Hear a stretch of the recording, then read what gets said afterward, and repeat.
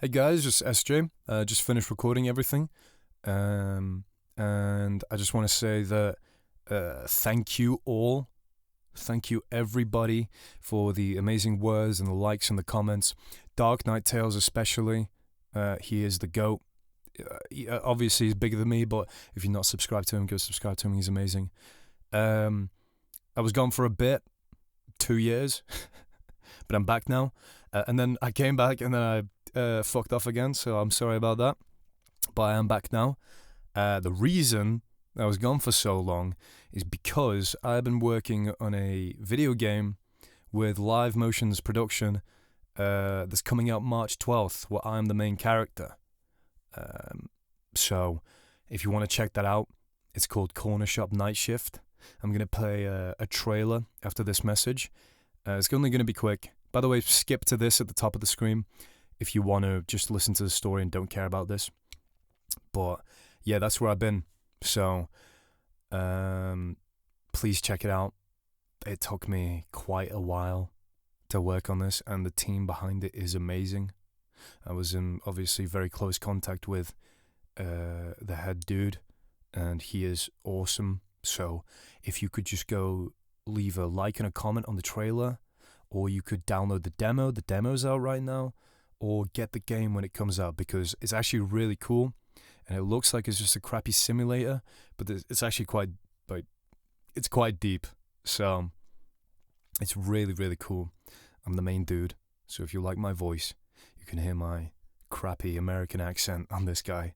So that's where I've been. Please check out the game. It would mean a lot. Corner Shop NightShift on Steam.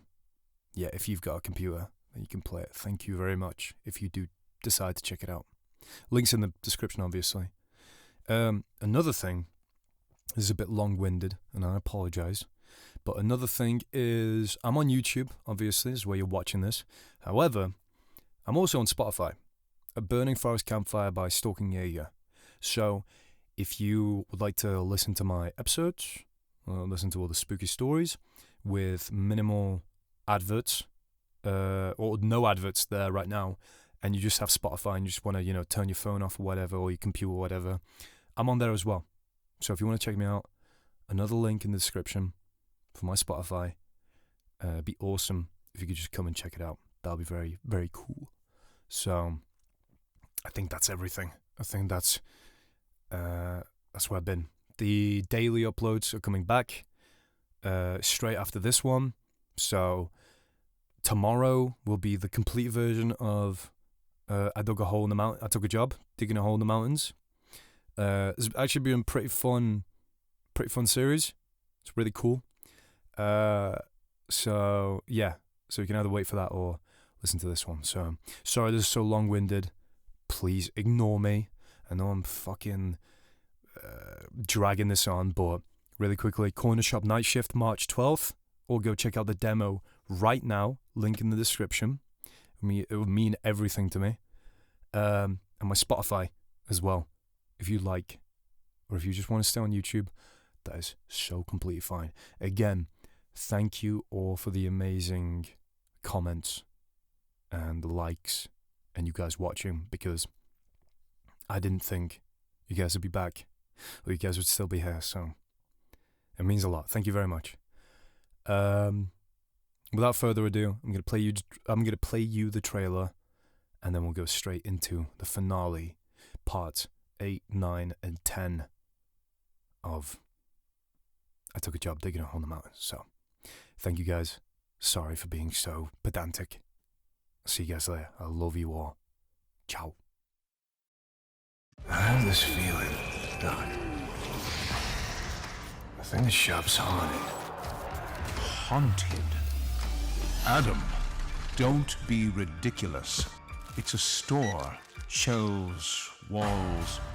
If you insist on treating delusions like folklore, then we're wasting these sessions.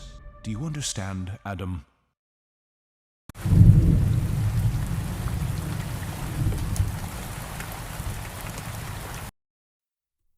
I wake up at 6:47 a.m. from the same nightmare. Plato's standing in that underground chamber we never reached, back turned, surrounded by arranged stones in geometric patterns I almost understand. He won't turn around. His voice comes out flat, automated. You're clocked in forever, T. The benefits are terrible, but you keep showing up. I jolt awake in my apartment. Portland. Studio in the Pearl District. Ikea furniture, Spotify playing lo-fi beats, the whole I'm a together 20-something bullshit aesthetic. Like I'm performing functional adult for some invisible audience. The routine begins. Pour over coffee from beans I researched on Reddit. 10-minute guided meditation app, day 67. Though I've repeated day 67 4 times because I keep forgetting I already did it. Journaling in a moleskin. Gratitude, sunlight, hot water, having options. It reads like corporate training for being a real person. At 10 a.m, I have a video date. Chloe, marketing consultant, 26, likes hiking and natural wine. She's on my laptop screen, smiling, asking about my hobbies. I'm charming, self-deprecating, engaged. She's impressed I'm so together for 22 and taking time for self-improvement. Yeah, I took some time to figure things out after school, I say. I wasn't lying, exactly, just empty words filling up empty space. Like I was auditioning for a life I didn't want. She suggests coffee next week. I say yes. Won't remember to text her back. She won't be surprised. We're both just playing our parts in this fucked up dance of pretending to give a shit. We're both performing connection for an audience of algorithms. The second bedroom is supposed to be an office. I don't use it for work. Just this. Multiple monitors. Browser tabs in the hundreds. Folders labeled personnel, sites, timeline, proof. I search for Joseph every day. Reverse image search, business registries, LinkedIn corporate filings, Zoom info leaked datasets, every shell company name I can invent. Geothermal surveying, Northwest Geodetic, Thurberg Mineral. Nothing. Zero. It's like it was rendered in a lab, deployed for a single purpose, and then erased. Carly, security contractor databases, private intelligence firms, military discharge records. Her face yields no matches. She should be somewhere. Ex-CIA, Blackwater, corporate espionage. I search female security consultants Montana and get stock photos. Coke. I find him. Kurt Okenhauser, CB, born 1924, listed MIA in the Pacific Theater, 1944. The archived photos degraded, but the eyes could be his. That would make him 101. Not possible. Unless I search life extension industrial minerals and get transhumanist blogs and conspiracy sites. I read them anyway. Plato's the hardest. I never knew his real name. Never asked. I try facial recognition on a cropped photo from my phone. Him grinning at the motel on day 1. No hits. Missing persons reports. Nothing. It's like he was born in that van and died in the chamber in the months between were a glitch. The hole itself. Forest Service report. Unauthorized excavation, Thurberg Wilderness Area, Sector 7G. Fine, $2,500, paid by Northwest Geodetic Incorporated. I searched the company. Dissolved 2005. 20 years before the dig. Impossible. The most terrifying thing isn't that they covered their tracks. It's that there were no tracks to cover. Like fucking ghosts. Not there until you look away. Then they're everywhere. Negative space bullshit that makes you doubt your own eyes. My proof stored in a fireproof lockbox under my bed. A photo on my phone. The hole. Grainy, taken from the edge. Day 1. The metadata says the date and 3 weeks after the collapse. Location, unknown. That's wrong. I remember taking this before we even descended. Plato's notebook, wrapped in plastic. Pages covered in frantic handwriting, diagrams, those symbols from the shack. The ink looks fucked. Faded 1 second, sharp the next. Like it's breathing or some shit. Makes my eyes water if I stare too long. $400 in remaining per diem cash. I never deposited it. The bills feel wrong. Too crisp. Too heavy. Sometimes the serial numbers look rearranged. I tried to spend a 20 at a grocery store once. The cashier held up to the light, frowning. I think this is fake. It wasn't fake. It was other. A photo of me and Plato, laughing, arms around each other. I don't remember taking it.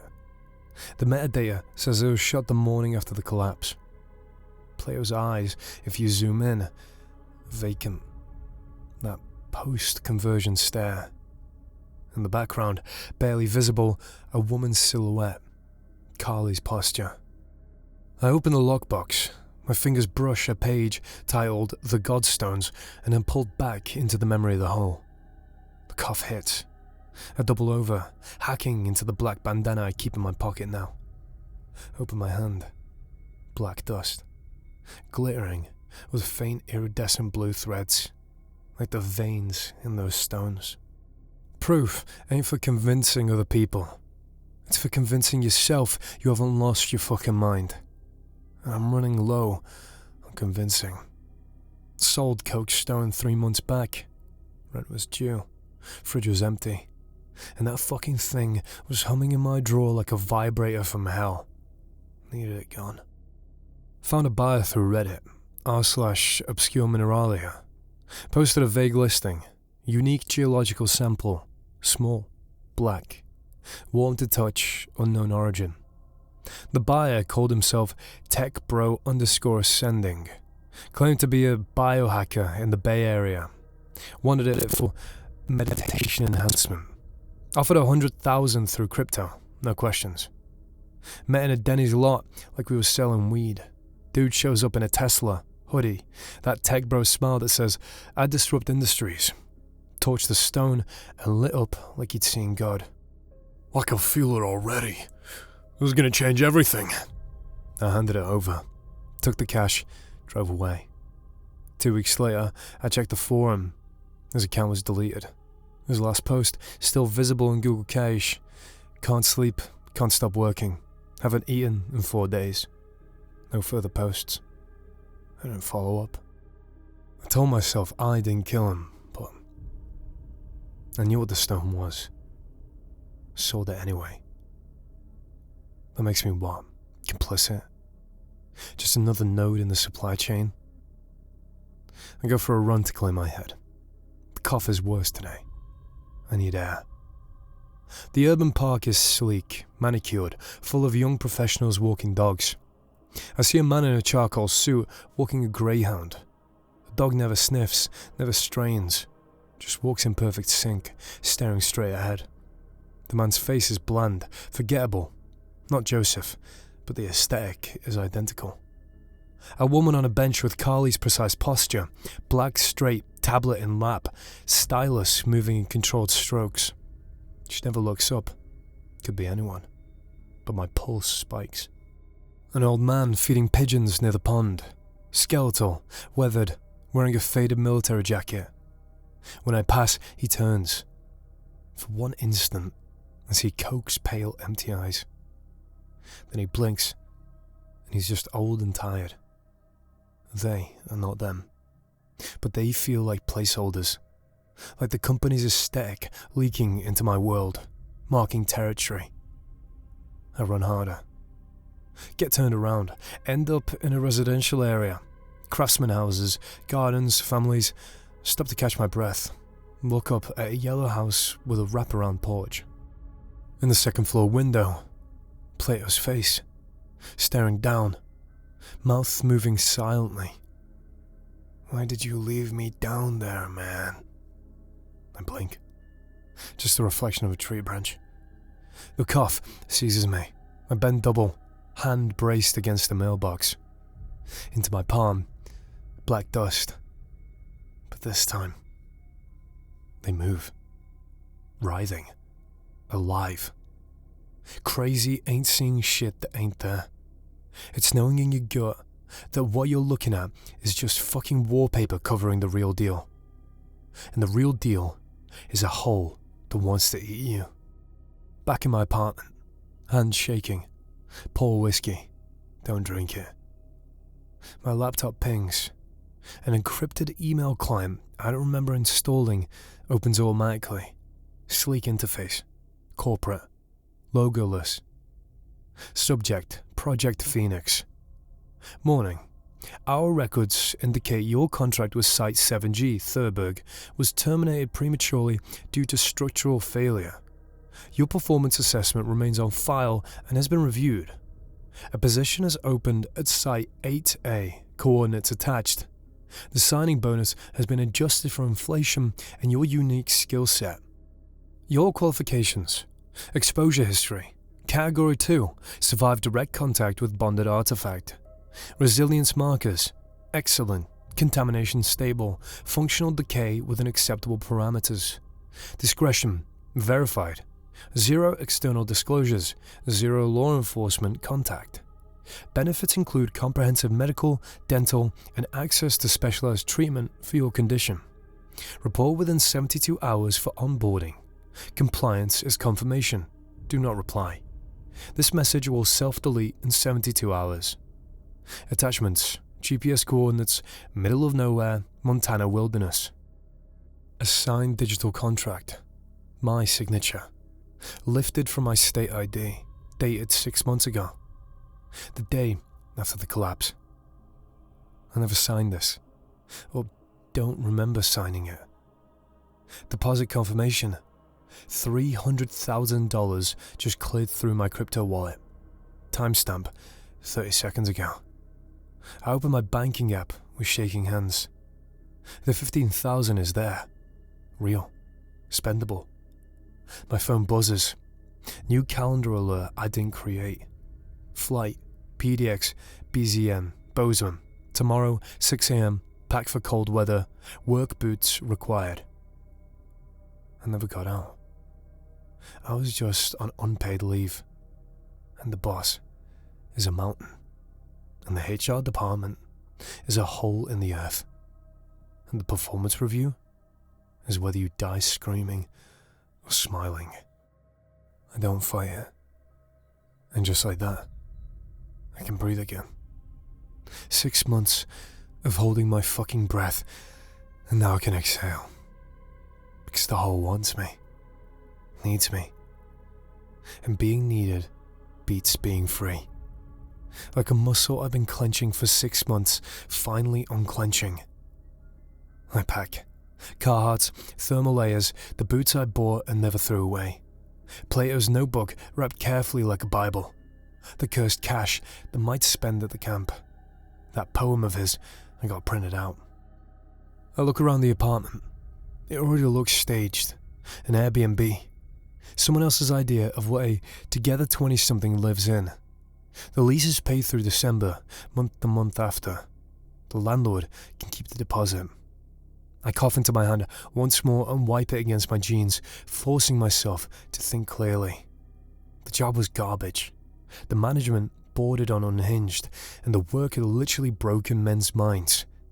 Yeah, it was tangible, and I was good at it. When I couldn't remember who I was, they did. The apartment door clicks shut behind me as I leave it unlocked and don't bother with a final glance backwards. My neighbour appears in the hallway. A young guy who works in tech, perpetually pleasant. "Hey man, early flight?" I nod at him. "Work trip." Cool. He shifts his weight slightly. "What do you do again?" "Extraction." He doesn't probe any further. The pre-dawn streets stretch empty before me as I walk through the city. Coffee shops still shuttered in the darkness. This isn't a dash to the airport, but something more like magnetism pulling me forward. I'm not fleeing toward the hole, but escaping from the fugue state that passed for normal life. The apps, the online courses, the performance art of stability. That was the real nightmare. Drifting through this bullshit life with no purpose, no use, no reason to exist. The hole gave me a job. It gave me meaning. Even if that meaning was dying in a fucking hole. The hole was savage and brutal, but it had use for me. And I need to be useful. 3 months at Site 8A. Winter coming. The camp doesn't feel temporary anymore. Supply caches buried on the tops, tents reinforced with lumber scavenged from God knows where. A mess hall that actually has walls. This isn't a job. It's infrastructure. We're building permanence into a place that should never been permanent. The cough comes in waves. Black dust in my palm, glittering like fucked up fairy dust. I burn the rags after. Don't want anyone counting. Plato's notebook sits under my pillow, pages worn from reading passages that make less sense each time I try to decode what he was documenting, what he was becoming, what I'm becoming. I'm a lead hand, not quite foreman, that's Derek's job, and Derek's got the company's ear. Not quite crew either. They respect that I've survived, that I made it through Thurberg and came back for more, but they don't trust me. Too close to management, too visibly contaminated, too still breathing when others aren't. Leo shares my tent.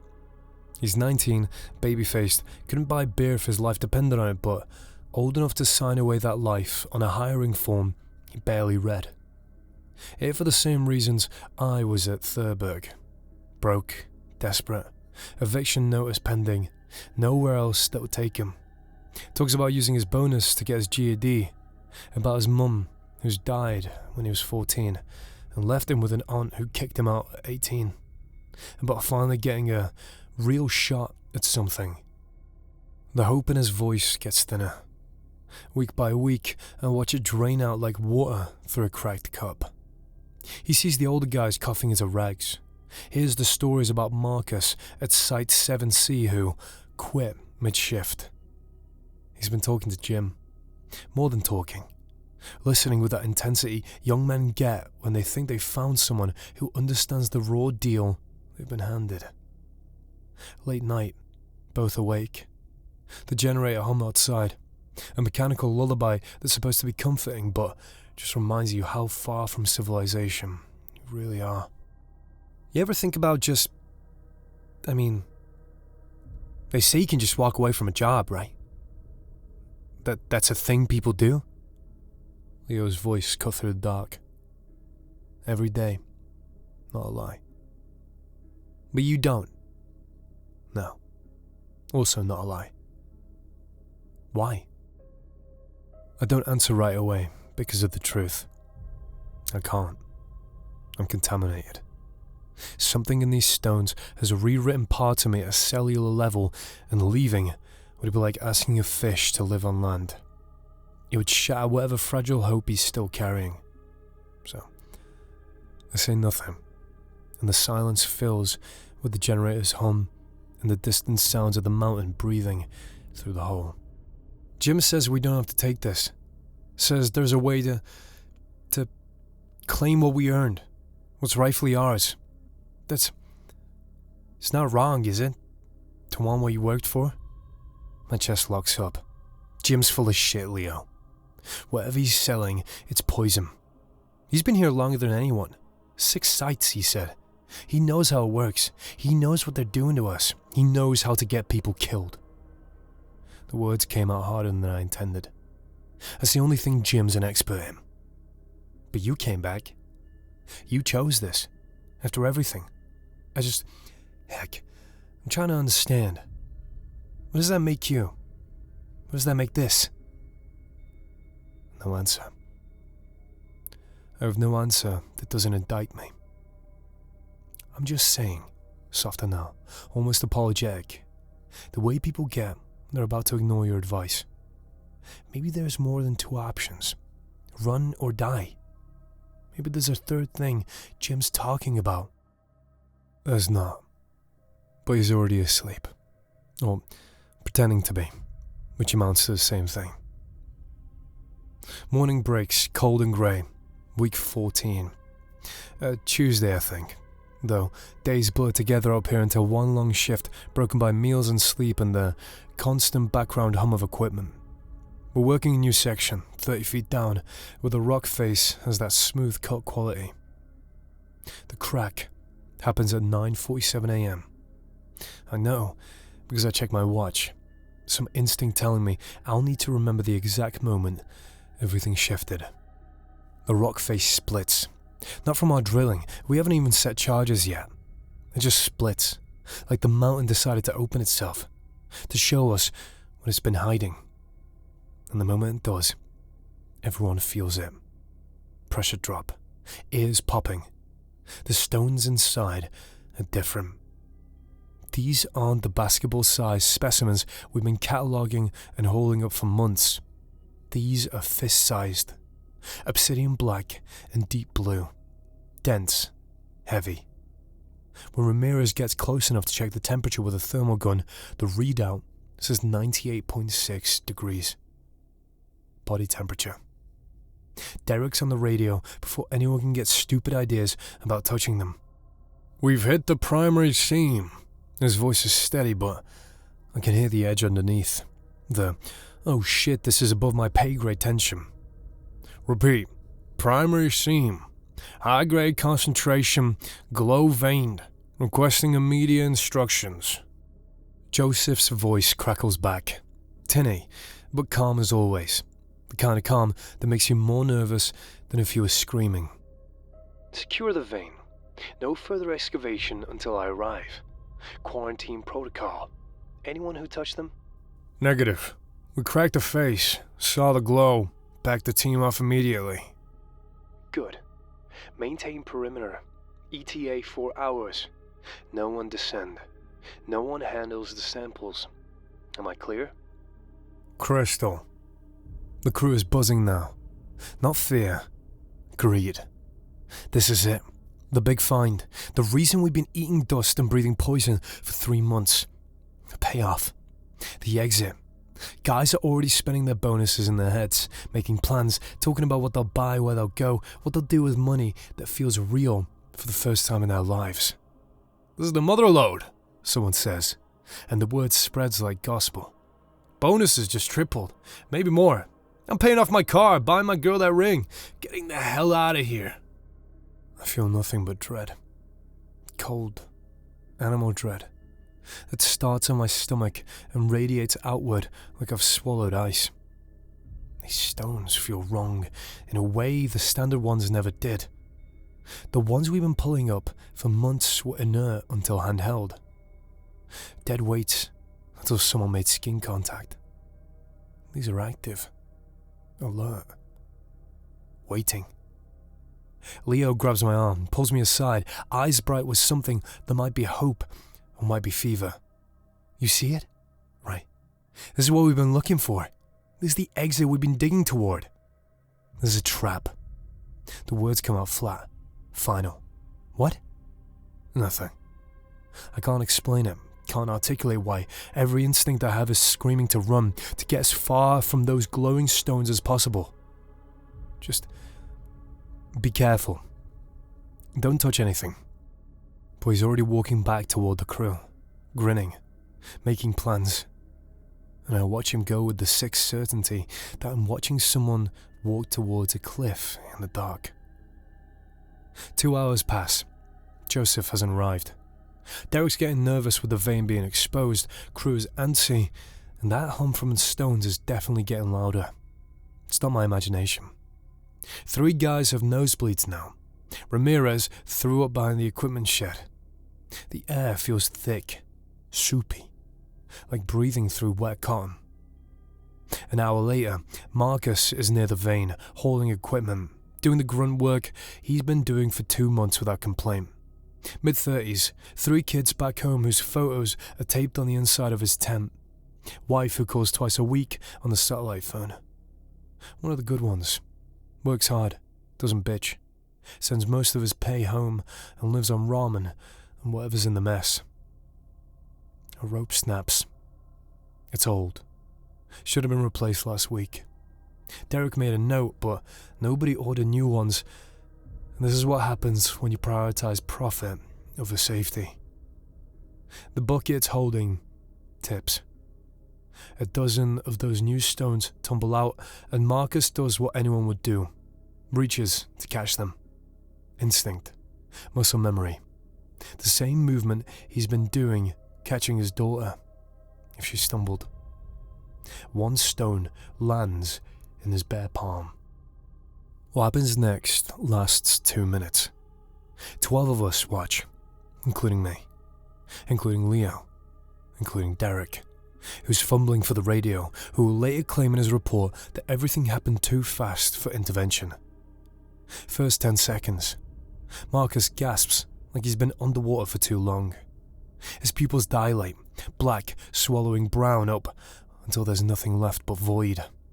A smile breaks across his face. Not the smile of someone who's found $20 in an old jacket, but the smile of a saint witnessing the face of God, beatific and terrifying in its certainty. Oh my God. Laughing now, crying, voice rapturous. Oh my God. I could see everything. The whole mountain. Like a map. Like a blueprint. I can see my kids. Sarah's gonna get into that college. The good one. Michael's gonna propose to that girl. I can see them happy. I can see their futures. They're gonna be okay. They're all gonna be... His voice is transcendent. Pure. Some of the crew lean in, drawn by that certainty. That promise of seeing what they most want to see. Then his hand blackens. Not burned. Not frostbitten. Rotted. From the inside out. Like something is eating him at cellular speed. The skin splits. Doesn't tear. Just splits. Like overripe fruit. The necrosis spreads, palm to wrist, wrist to forearm, growing like time-lapse footage of mold consuming bread.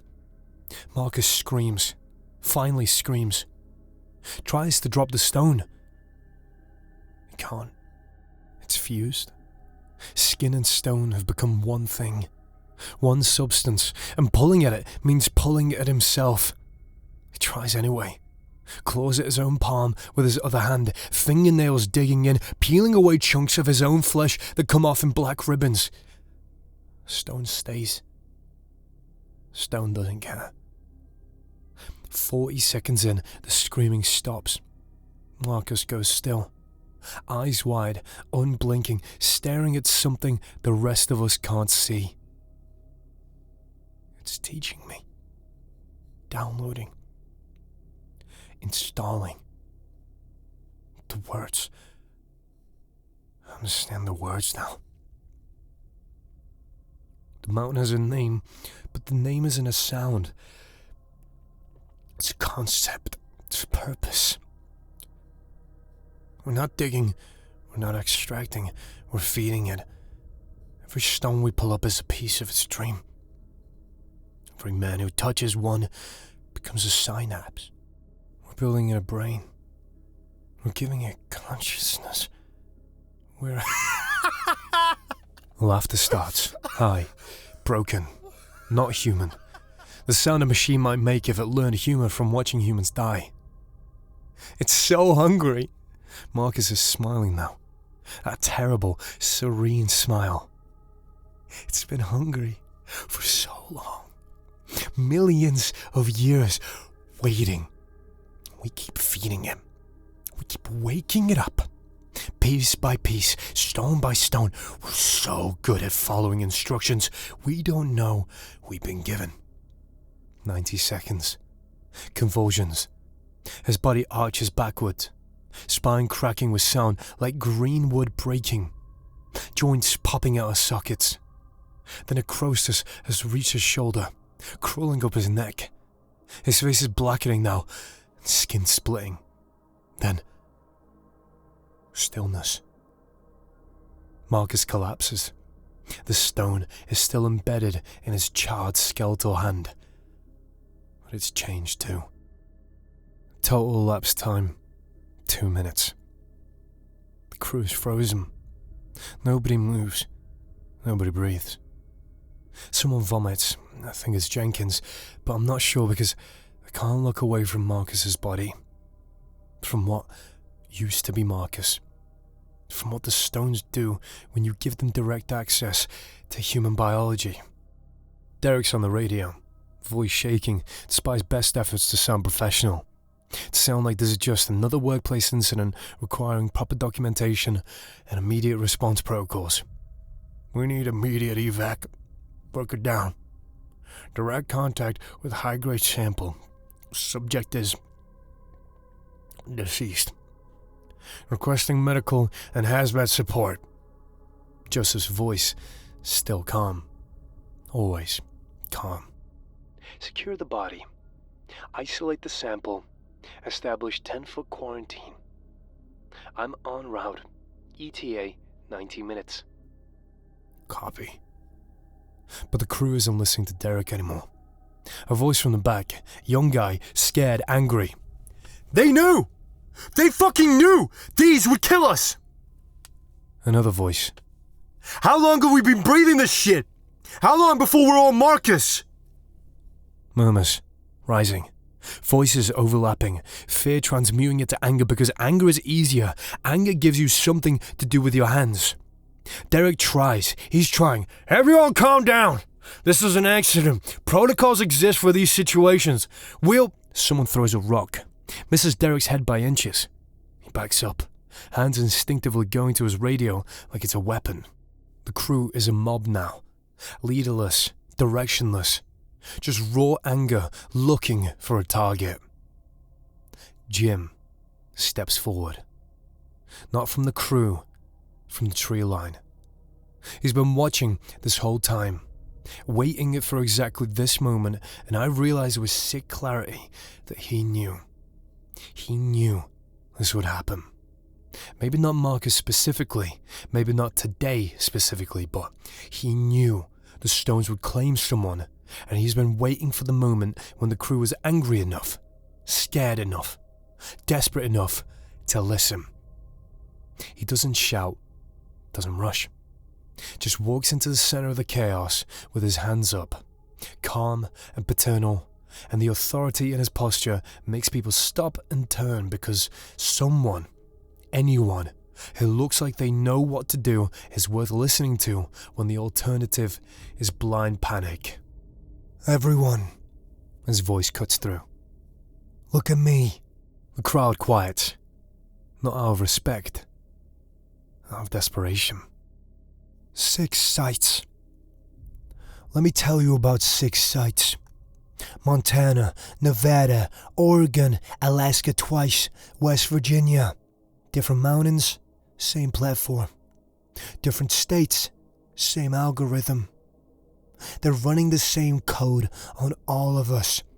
Same corrupt code. He points at Marcus's body. At the thing that used to be a man with 3 kids and a wife who calls twice a week. I've seen this exact thing happen before. Site 4B, outside of Reno. Guy named Davis touched a stone, died screaming about feeding the pattern. About becoming the algorithm. Want to know what the company did? Silence. Everyone's listening now. Called it an incident. Paid out a settlement to a family that coincidentally didn't exist when anyone tried to verify. Closed the site. Transferred the crew, and when I say transferred, I mean scattered to 6 different sites across 3 states. Made sure nobody who witnessed it was ever in the same room again. The 3 guys who complained loudest, they quit within a month. The rest? He pauses, looks around. Makes eye contact with as many people as he can. Never heard from again. Not on Facebook. Not even his Pornhub comments are around anymore. Not anymore. Like they were scrubbed. Well, that's bullshit. Someone calls out, but the voice is uncertain. Jim's expression hardens. You call me a liar? Ask Derek. Ask Thomas. They've been around. They know how this works. The company doesn't fix problems. It erases them, makes them disappear. Makes us disappear. All lies swing to me. I want to run. I want to disappear into the woods like I should have months ago. Jim, don't. He talks over me to the crew. Right now, Derek's on that radio telling Joseph we're unstable, that we're a contamination risk. In 6 hours, maybe less, a cleanup crew arrives. Not paramedics, not OSHA. A cleanup crew. They'll secure the site, confiscate our phones, have us sign NDAs that might as well be suicide notes. And then what? You think you're walking out of here with your bonus? With your future? You're walking out in a bag. Or you're walking to the next site. And the next. Until you become Marcus. Until you touch something you shouldn't and they log you as an acceptable loss and move on. The crew's listening. Really listening. Fear is crystallizing into something harder, sharper, more dangerous. One option. You hear me? One. We take control. Right now. This moment. Before they deploy the containment protocol. Before Joseph arrives with his cleanup crew. We execute. Now. We take the stones. Not these poisonous ones, the standard inventory we've been cataloging for months, and we leave. Tonight. Before they can lock down the site. Before they can make us sign away our right to even remember what we saw here. Derek steps forward. Tries to assert authority. It's already evaporated. That's theft. That's... Jim turns. His voice goes cold. And I see something in his eyes I haven't seen before. Something cruel. And certain. Shut up, Derek. You're management. You're one of them. You don't get a vote in what happens next. 2 workers grab Derek. He doesn't fight. Smart enough to know he's outnumbered, outgunned, and about 30 seconds from being another incident if he resists. Someone asks the smart question. And go where? They'll find us. They'll hunt us down and... Jim smiles. It's rehearsed. Perfect. Exactly the right amount of confidence and warmth. Not if we're smart. Not if we scatter. 6 different directions. Cash out the stones to different buyers. The company can't track all of us. They don't have the resources. And more importantly, they don't want the exposure. Think about it. They'd have to admit the stones exist. Admit what they do. File reports, face investigations. It's cheaper to let us go than to chase us. Pause. We've been feeding their machine for months. Now we take our cut. Fair trade. It's a beautiful lie. Delivered with the kind of certainty that makes desperate people forget to ask questions. The crew's exhausted, terrified, betrayed, standing 10 feet from a corpse that used to be their friend. I believe him. I watch Jim work them, watch him deploy charisma like a weapon. The pauses, the eye contact, the "I've seen this before" rhetoric that positions him as the only one with experience, with knowledge, with a plan. And something clicks into place. This isn't new for him. This isn't spontaneous. This is a routine. A script he's performed 6 times, one at each site, refined with each iteration. The way he talks, the specific word choices, the emotional beats. He's done this speech 6 times, and each time he's gotten better at making it sound authentic. He's not revolutionary. He's not a labor organizer. He's not even a particularly good liar.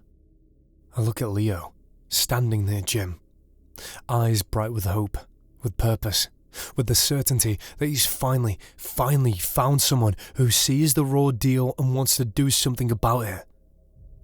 Fuck.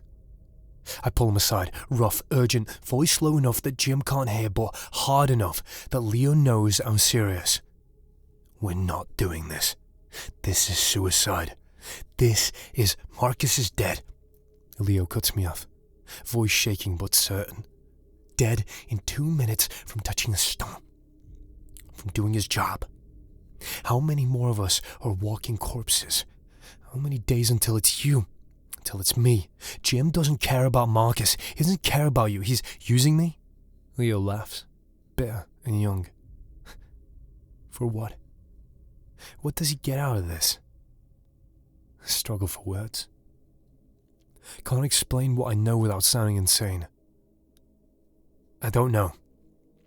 Attention. Control. Some fucked up family dynamic I can't even begin to understand, but he's done this before. At Thurberg, he tried to start rebellion. It got people killed. At Thurberg, you left him.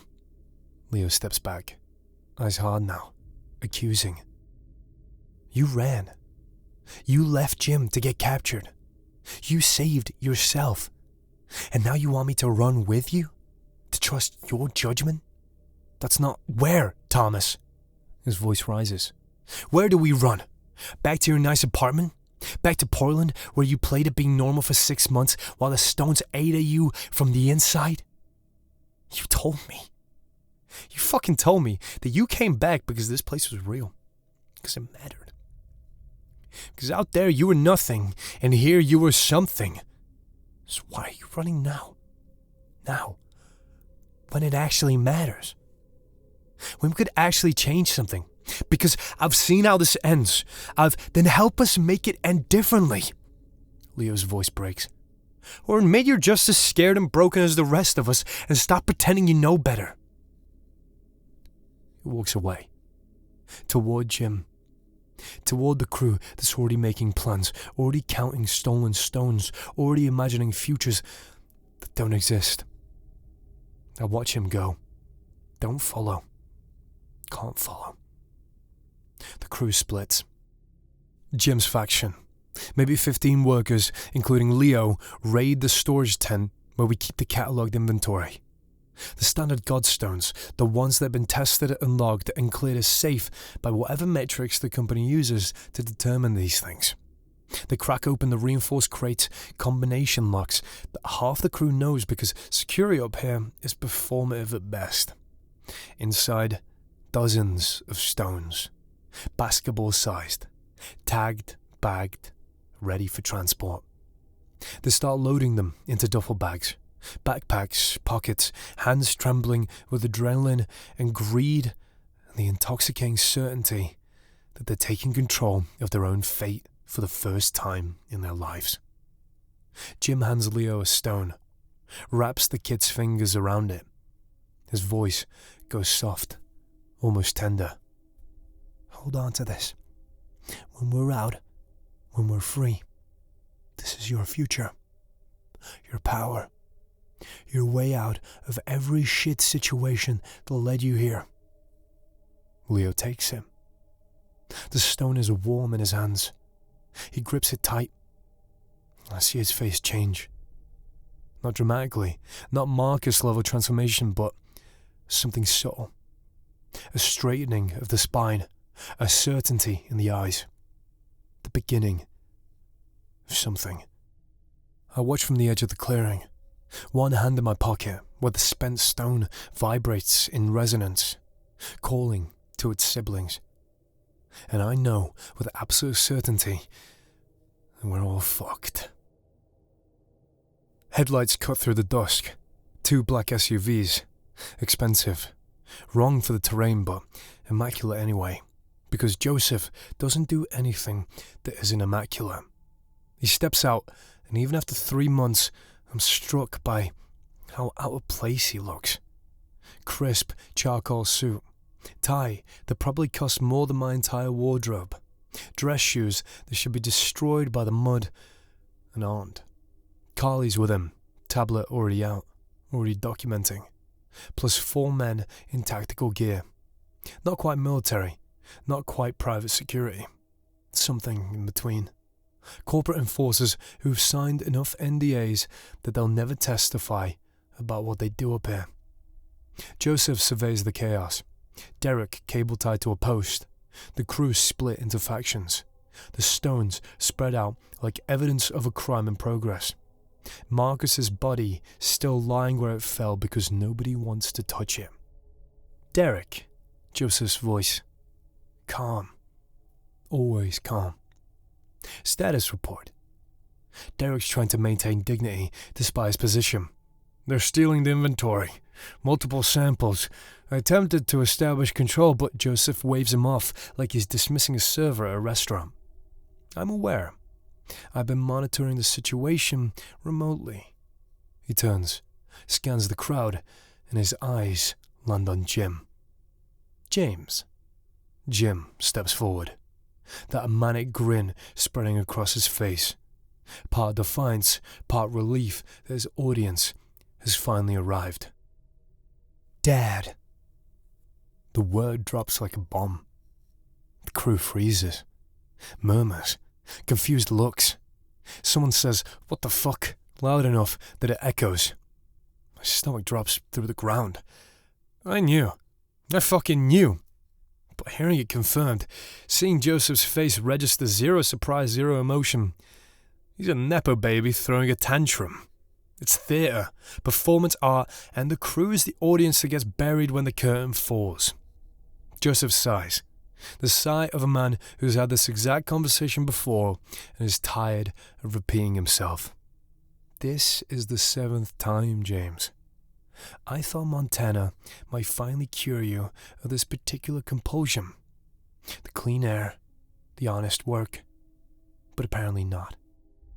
These men deserve what they've earned. Jim's voice rises, playing to the crowd. But there's desperation underneath now. They're not your slaves. They're employees. Joseph cuts him off. Voice flat. Final. Operating under contracts they signed willingly. Compensated well above market rate for hazardous work. They knew the risks. They accepted the returns. Don't romanticize poor decision-making as exploitation, James. It's beneath you. He turns to Carly, dismissing his son entirely. Log it. Employee action. Site 8A. Instigator. James Orozco. Recidivist behavior. 7th incident across 6 operational sites. Contributing factors. Contamination event. 1 worker fatality. Marcus Delgado. Additional personnel involved. He counts quickly. 18 workers participating in unauthorized inventory access. Recommended action? Carly's fingers move across the tablet. Clinical. Efficient. Standard protocol. Quarantine assessment. Selective reassignment for compliant personnel. Severance packages with comprehensive NDAs for anyone who wants to leave. Referral for anyone who refuses to cooperate. Approved. Joseph turns back to Jim. His voice drops. Quieter now, meant just for his son, but carrying in the silence. You're coming with me. Again. And this time, I'm sending you somewhere you can't perform these little rebellions. Somewhere very quiet. Somewhere you have time to consider whether disrupting my operations is really the best use of your energy. Jim's grin falters, cracks. For the first time, I see real fear in his eyes, because he's realizing his safety net has a limit, and he might have just found it. Joseph addresses the crew, voice rising to carry. The rest of you have a choice. Right now, this moment, return the samples. Return to your tents. In the morning, we discuss your futures. Severance, medical support, references, the whole package. Or you can continue this nonsense, and we discuss other options. Your choice. 60 seconds to decide. Silence. Then, Leo steps forward, stone still in his hand, face set in determination that would be admirable if it weren't so suicidal.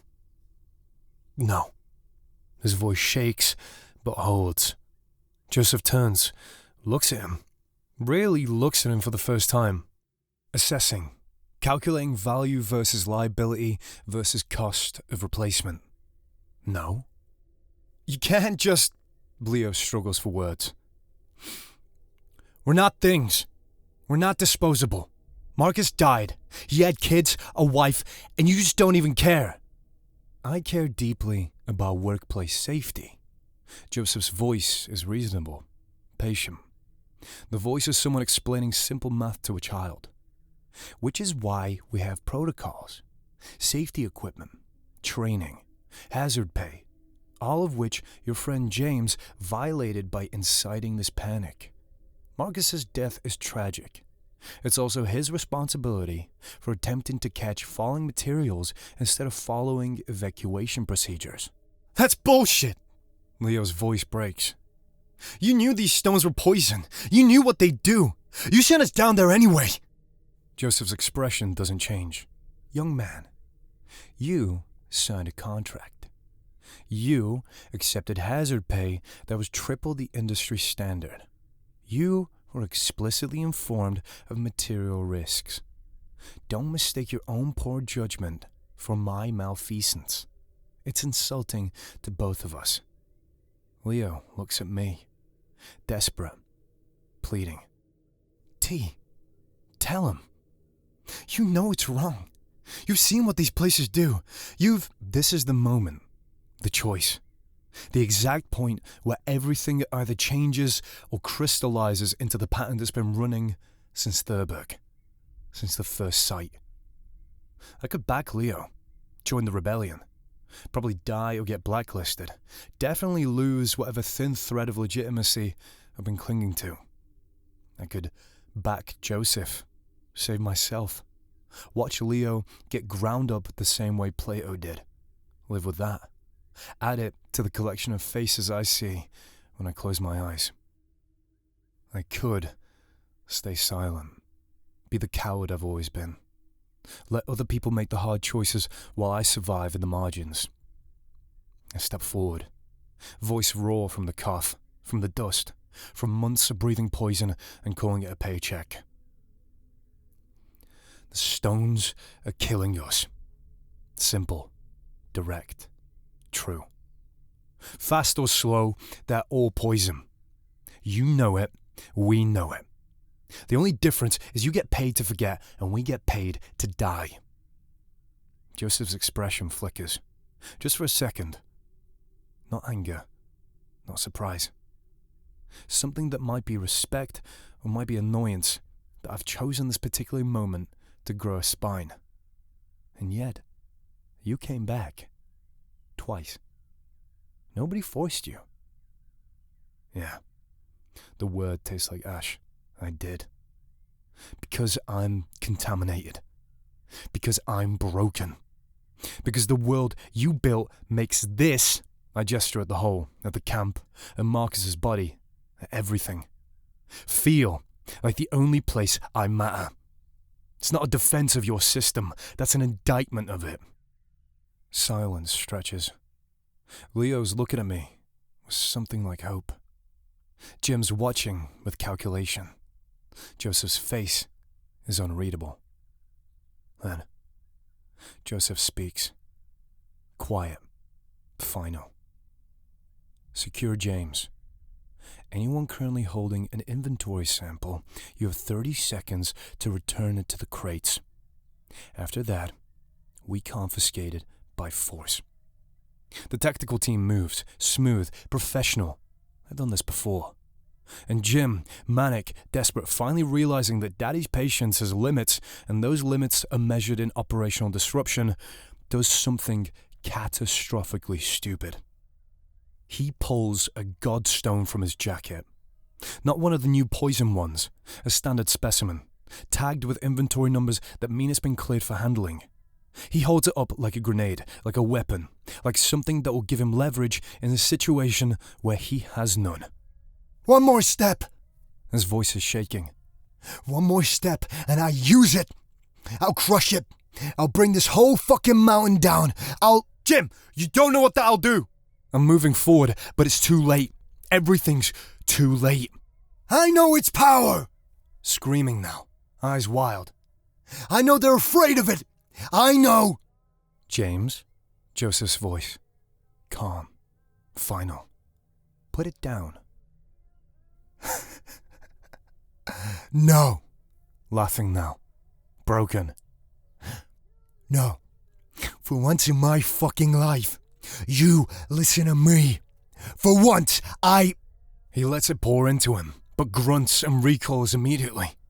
The jackass had never learned how to handle a godstone before, let alone figured out what ability it actually possessed. It doesn't explode. It doesn't shatter. It inverts. A soundless implosion. A sucking void. The air gets thin like we're suddenly at altitude. My ears pop. The temperature drops 10 degrees in a second. The ground shakes. Not an earthquake. Not even close. Something more precise, more targeted, like the mountain is responding to a signal. Like Jim just hit a button connected to nothing good. The main shaft, 30 feet away, groans. Structural failure happens fast when it happens. One support beam cracks, then another, then the soil itself. Unstable, undermined by months of extraction, decides it's done holding its shape. Joseph's barking into his radio. "Evacuate! All personnel, evacuate immediately!" The tactical team grabs Jim. He's unconscious. Whatever happened when he crushed that stone knocked him out cold, or worse. They drag him towards the SUVs while the ground continues its slow-motion betrayal of physics. The crew scatters, some toward the vehicles, some toward the tree line, some just frozen, watching the earth swallow the work of 3 months in 30 seconds. I grab Leo. "Move! We have to..." The edge of the shaft collapses inward and the vibrations spread through the surrounding ground. Parts of the landscape give way, blocking the road that leads in and out of the site. Several supply tents disappear beneath the landslide, buried along with everything else. Not catastrophic, not the whole site, just enough to bury the high-grade vein under tons of rock and soil. Just enough to cut the camp off from the access road. Just enough to trap us here until helicopters can extract us or heavy equipment can clear a path. Just enough. We're trapped. Dawn comes cold and grey. The camp is chaos in slow motion. The SUVs sit useless, road buried under a slope of loose earth that would take days to clear by hand. Joseph's on the sat phone, voice still calm, arranging helicopters and heavy equipment and whatever else you call when your mountain operation eats itself. Jim's in the back of one vehicle, sedated, cuffed, drooling slightly. Derek's being treated for shock. The crew is scattered into factions. Some huddled around Derek, waiting for instructions. Some around Leo, waiting for something else. Some just sitting alone and smoking, waiting for whatever comes next. I stand at the edge of the collapsed shaft. The high-grade vein is buried, probably forever, probably for the best. But the hum is still there. Leo walks up beside me. His hands are empty now. Someone confiscated the stone, probably Carly, during the chaos. He looks smaller without it, younger. What now? His voice is quiet, defeated. I don't know. Did we do the right thing? I think about Marcus, about Plato, about Coke, dying in the dark and using his last breath to give me a choice. About every man who's touched these stones and thought he was getting power, and really, he was getting processed. Does it matter? We stand there, waiting for helicopters that might come or might not. Waiting for reassignment or severance or whatever euphemism they use for what happens next. In my pocket, I still have the poem that Plato gave me, and I realize what it really means. Then naked and white, all their bags left behind. They rise upon clouds and sport in the wind. And the angel told Tom, if he'd be a good boy, he'd have God for his father and never want joy. The dust is still settling when I make the decision. Jim's unconscious in the back of an SUV, his hand blackened and necrotic where he crushed the stone. The tactical team is securing the perimeter. Joseph's on the satellite phone coordinating containment, helicopters, heavy equipment, imaging drones. I hear him say 30 minutes and full lockdown, and I understand with cold clarity what comes next. Quarantine, documentation, then we disappear. Structural casualties, acceptable losses, line items, and a report that gets filled and forgotten. Leo's beside me, coughing into his fist. When he opens it, there's black phlegm flecked with those blue threads. He sees me looking. I'm not waiting for them to box us up. Voice raw, but defiant. The kind of defiance that comes from having nothing left to lose except the pretense of choice. I should argue. Should tell him we're already boxed, already inventoried, already filed under acceptable losses. But I'm looking past him, at the rubble. The collapsed, exposed something, where the shaft's edge crumbled away. There's an opening. Not new excavation. Old. Ancient, maybe. Timber supports rotted black, but still vertical. Still load-bearing after decades of waiting. Rusted, narrow-gauge rails disappearing down into darkness, like a tongue retracting into a throat. Warm when it should be cold. Humid when it should be dry. Metallic, like blood, like copper wiring, like the taste in my mouth when I cough. A guard paces the perimeter, eyes locked on Joseph's barked orders, radio pressed to his ear. He never turns as we duck behind the supply crates and slide into the dark mouth, into the tunnel. Down. The walls change as we descend. Shear-cut stones give way to something messier. Crushed rock mixed with the rusted metal shards, compacted coal dust, all of it pressed together until the seams blur. I can't tell where one material ends and another begins. The floor is narrow-gauge rails, slicked with black oil that never seems to dry. The air gets thicker the deeper we go. Warm and wet, smelling like rock and rust and something organic I don't want to name. We find things along the way. A boot with a leather gun hard around foot bones. The whole thing fused to the rail like it grew there. A lunch pail from the 1940s, rusted shut. When Leo kicks it, something inside thuds with a weight that tells me it's not food anymore. Something denser, heavier. There's stenciling on the wall. Shaft 7, depth 220 meters. Year 1953. Scratched beneath it in different handwriting. God is a mineral. We keep going because the tunnel only goes one direction. Deep, down, into the mountain's gut. Following rails that haven't seen a cart in 70 years. Breathing air that tastes like the inside of someone else's mouth. The walls keep changing. Scratched beneath it in different handwriting, frantic and deep. God is a mineral. We should go back, Leo whispers. Where? I ask. Up there, where Joseph's waiting, where they'll process us. He doesn't answer. We keep descending. The tunnel only goes down. 200 feet, maybe more. Hard to tell. Time gets elastic in the dark, measured only by the rhythm of our footsteps and Leo's worsening cough.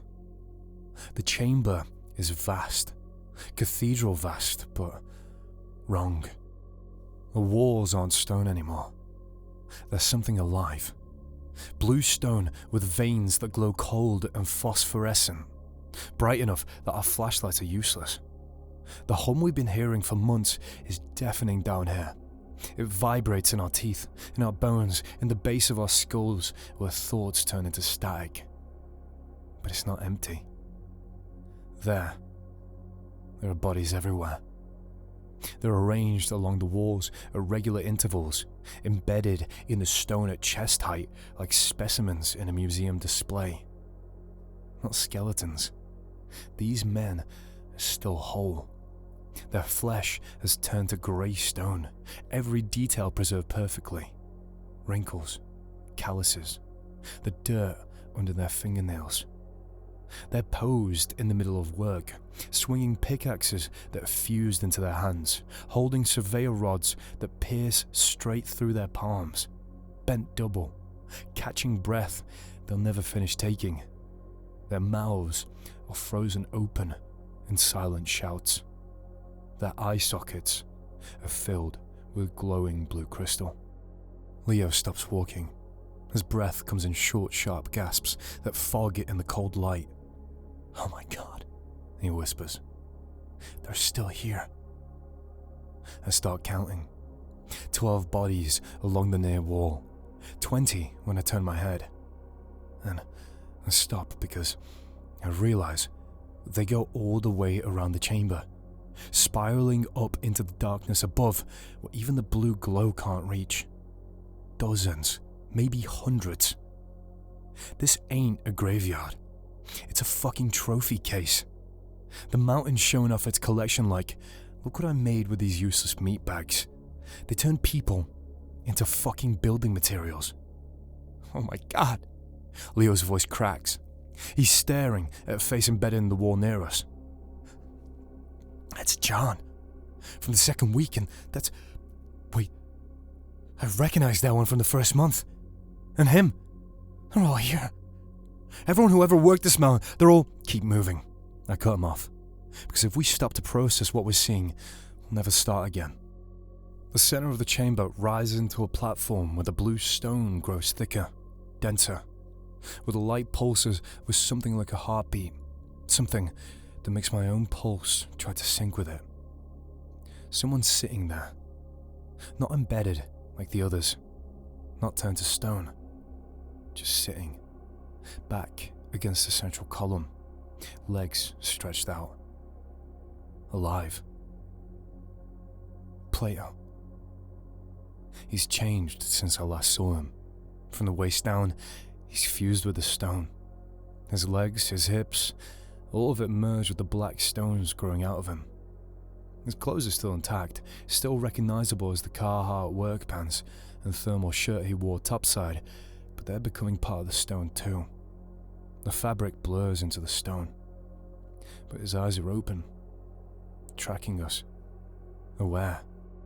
Leo's looking past Plato now, back at the bodies in the wall. The guard stones, he says, his voice shaking. They're growing out of them. All of them. Look. He's right. Each embedded worker has stones jutting from their backs, their shoulders, their spines. Black obsidian, the same stones we've been hauling up for months, growing from human bodies like fruit from a tree. Quiet, Leo. My voice comes out harder than I intended. Let me think. But thinking is difficult, because Plato's still watching us, and his mouth is moving, forming words. Took you long enough. His voice is calm, conversational. The voice of a foreman reviewing time cards. Shift started an hour ago. I was beginning to think you'd called in sick. We're getting you out. He laughs. Not cruel, genuinely amused. Out? I am out, Thomas. I'm further out than I've ever been. There's the pension plan. The ultimate union job. You don't retire, man. You get promoted to infrastructure. Full benefits package. Permanent employment, zero turnover, maximum efficiency. Ultimate job security. Leo's backing away, hand over his mouth, eyes wide. A step closer. Plato. This isn't new. This is contamination. He smiles. That serene, empty smile. Integration. There's a difference. The mountain's not evil, man. It's optimized. Zero waste, maximum utilization. It's been running this algorithm for millions of years. We're just the latest iteration. His hand, still flesh, gestures at the crystallized workers on the walls. They're not dead. The mountain thinks through them, calculates, plans, dreams in its way. And it's beautiful, Thomas. It's the most perfect system I've ever seen. No waste, no inefficiency. No one is useless. They want you. Plato's eyes lock onto mine. Your clarity, your contamination. You'd be a foreman down here, a coordinator, never useless, never afraid, never broke and desperate and wondering if you matter. He looks at Leo. Your friend could be stabilized, his sickness cured. He could be safe, protected, part of something eternal. The offer hangs in the air between us, thick and humid and impossible to ignore. Purpose, safety, a place to belong. All the shit I've been starving for since I first climbed into that van. The stuff that makes you get out of bed when you're broken and don't know why the fuck you bother. Leo's looking at me with eyes that are too wide, too desperate. He's terrified and dying and waiting for me to make the choice that determines whether we both walk out of here or whether we become exhibits in this museum of labor. And math, it was fucking perfect. Join up and Leo gets saved. Say no, and we both die down here. 2 + 2 equals eat shit and take the deal. No third option. Never was. I look at Plato. He's peaceful, fully integrated, safe in a way I've never been safe in my entire life. But he's also empty. Whatever made him Plato, the calm reason, the hippie wisdom, the man who tried to warn me, it's gone. He's a node now. A component. Essential, but interchangeable. Then I look at Leo, terrified, coughing blood into his fist, shaking with fever and fear. Still human. Still capable of being hurt. Still capable of making choices, even stupid ones, even desperate ones. Still himself. Fuck your promotion. Plato's expression doesn't change. Thomas, you're not essential, man. You're a fucking fossil. A tool they left in the box too long. And I'd rather be a dead man than a living wrench in your twisted toolbox. His face shifts, but not into anger, into disappointment. The kind of disappointment a manager shows when an employee fails the performance review. When they've demonstrated they're not a good cultural fit, when it's time to discuss other opportunities. Then you're a liability, Plato says. His voice stays calm, reasonable. The system purges liabilities. The chamber reacts before I can. The hum rises to a scream that makes my teeth ache. The blue veins in the walls pulse brighter, faster. The stone around us shifts, and I realize with sick clarity that it's not just stone. It's alive. It's aware. And it's responding to Plato's assessment like a body's immune system identifying a threat. The walls begin to close. Not quickly, deliberately. The stone growing inward with the patience of something that's been doing this for decades. That knows we can't outrun it. That has all the time in the world because it is the world down here. Plato's still watching us with those empty eyes. He could have saved you, Leo, he says conversationally, like he's explaining a minor policy change. Now, you'll both feed the roots. The mountain's hungry. It's always been hungry. And you, his gaze slides to me. You taste like potential wasted. I don't think. My hands find a rock on the ground, heavy and jagged. Probably fell from the tunnel ceiling during our descent. I swing it at the nearest crystal node, jutting from the wall. A fist-sized cluster that pulses brighter than the rest, that seems to be coordinating and constricting. It shatters, not like glass breaking, like bone cracking. The sound is wet and wrong. The chamber shudders. The constriction stops mid-motion. The stone branches freezing in place as the whole structure flinches like I just hit a nerve. Like I hurt it. Run! We scramble up the tunnel. Behind us, a sound like tectonic plates grinding, like the mountain realizing it's being injured and deciding whether to pursue or heal. Leo's ahead of me, moving on pure adrenaline despite his failing lungs. The tunnel seems longer going up, steeper. The rails slick under our boots. Leo slips, catches himself, keeps climbing. Behind us, something cracks. A support beam giving way, rocks tumbling. The chamber collapsing or compacting or doing whatever mineral consciousness does when part of it dies. We erupt into evening air. Sun is setting. The first company helicopter is landing, rotors whipping dust into spiral patterns that look almost intentional. Leo collapses, coughing, hacking, black fluid pouring from his mouth onto the dirt. But his chest is moving. His eyes are open. Alive. The tactical team is on us immediately. Hands grabbing, voices shouting.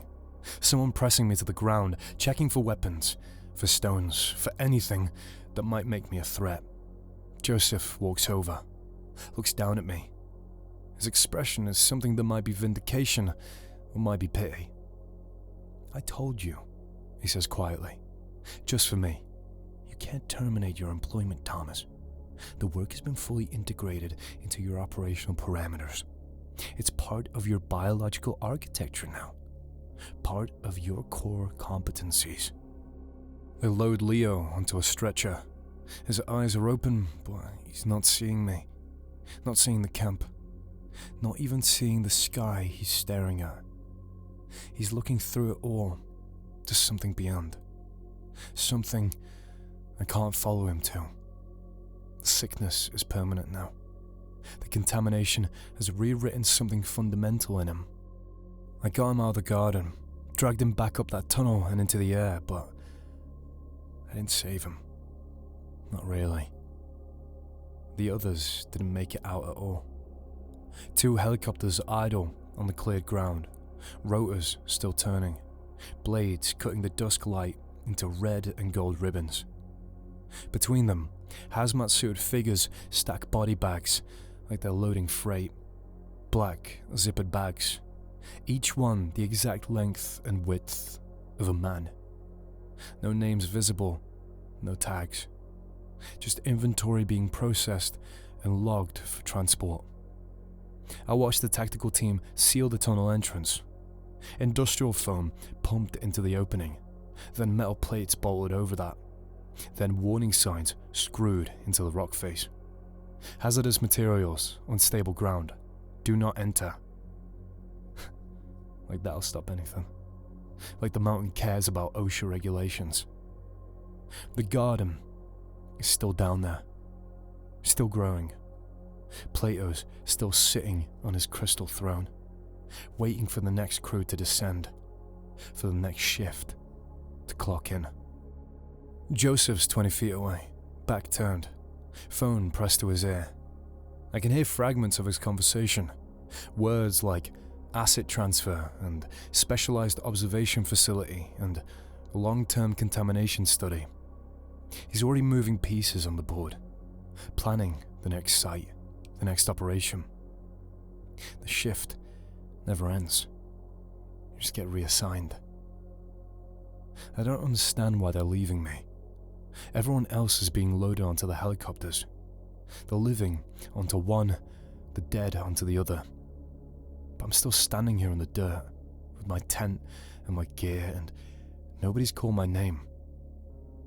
Maybe they think I'm already dead, already processed, already part of the mountain's inventory.